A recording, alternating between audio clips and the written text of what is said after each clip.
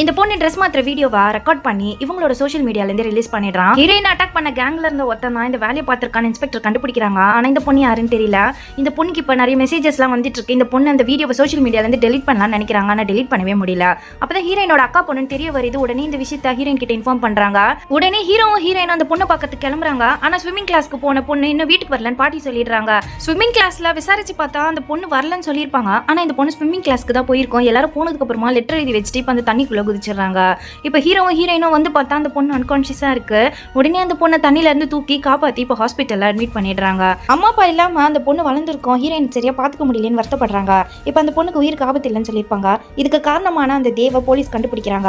பீகாரை சேர்ந்தவனா இருப்பான். அவனோட வேலையும் ஆன்லைன்ல இந்த மாதிரி பொண்ணுங்களை ஏமாத்தி காசு வாங்குறதா தான் இருக்கும். ஹீரோயின் அட்டாக் பண்ண 2 பேர்ல ஒருத்தர் சூசைட் பண்ணி இறந்து போயிருப்பான். இன்னொரு நபரை இப்போ போலீஸ் கண்டுபிடிக்கிறாங்க.